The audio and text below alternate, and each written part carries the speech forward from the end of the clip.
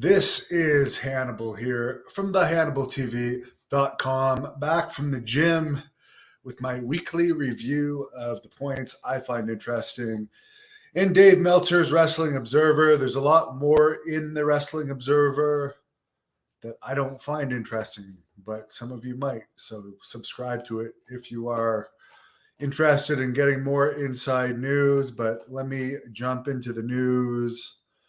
Rhea Ripley posted a picture saying she's temporarily on a heart monitor. She is dealing with brain and dental injuries, which is why she missed Money in the Bank. Apparently, Curtis Axel and Daivari have been released as agents for WWE due to budget cuts.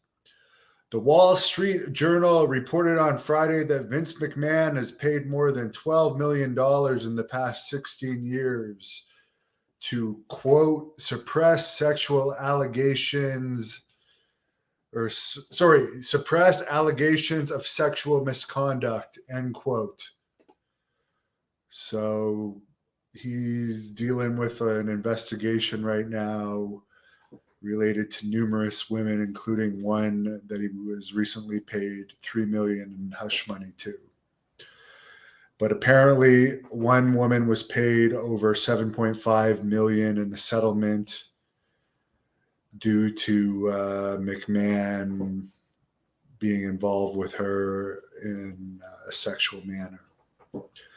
Money in the Bank, which was moved from a stadium to the T-Mobile Arena in Las Vegas, had 11,000 paid, 12,076 in attendance.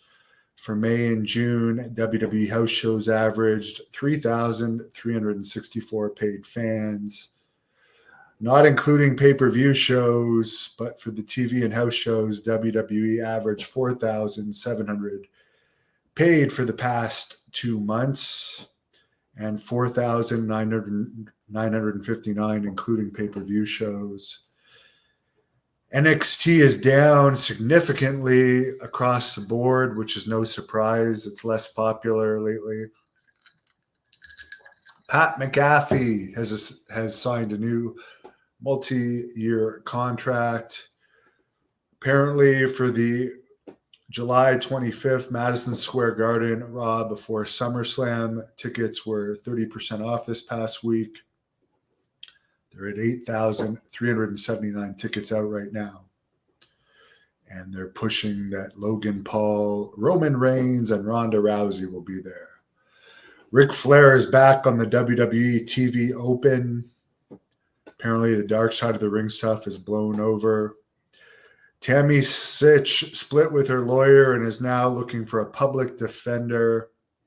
Apparently she's $28,000 in debt, and had previously told friends she was making a lot of money with her OnlyFans account, but she hasn't been doing much with that while in jail. She's 49 now and recently pled not guilty to her DUI manslaughter charge. She also has a lot of other legal issues pending. Apparently, the Netflix docuseries on Vince McMahon has been pulled off the schedule. The hearsay is due to all these allegations against him. And that's been confirmed that the series is no longer being listed by Netflix. AEW did a 0.36 rating from Rochester, New York this week, in front of 5,300 fans, 5,000 paid. NXT's Great American Bash special did a 0.12 rating. Raw did a 0.37 rating, 5,400 paid from San Diego. It was Rey Mysterio's first time in San Diego in 10 years. And Dominic Mysterio's first ever appearance there. Miz and Mrs. did a 0.14 rating. Rampage did a 0.16 rating. SmackDown did a 0.49 rating from Phoenix in front of 7,300 paid. Go Phoenix. Hope to live there one day. Impact did a 0.03 rating. New Japan did a 0.01 rating. The UFC 276 pre-show did a 0.34 rating.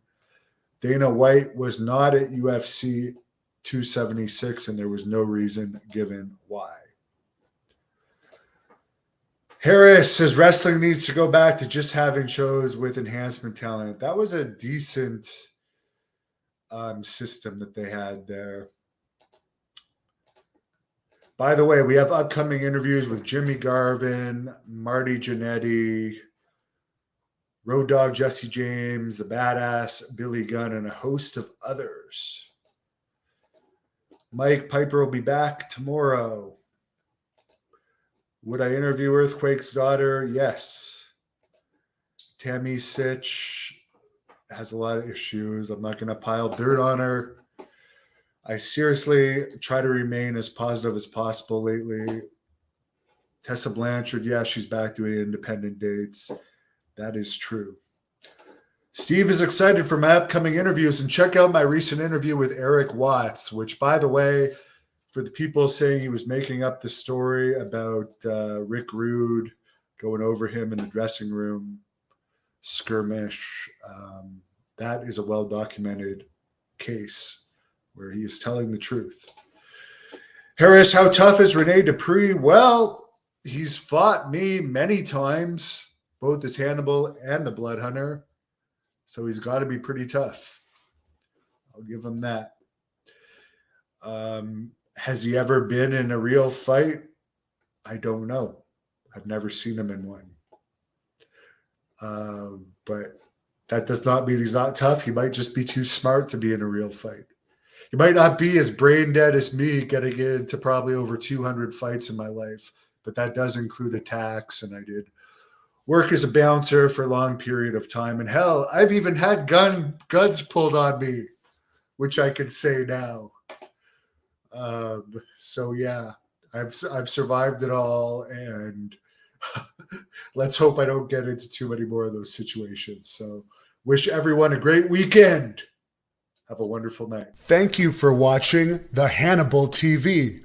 Please help me out and like this video, then click the subscribe and get notifications buttons so you don't miss any of my latest shoot interviews, match videos, or news updates. Follow us on Facebook at the Hannibal TV for more live streams and videos. And while you're at it, follow us on Instagram and Twitter at the Hannibal TV.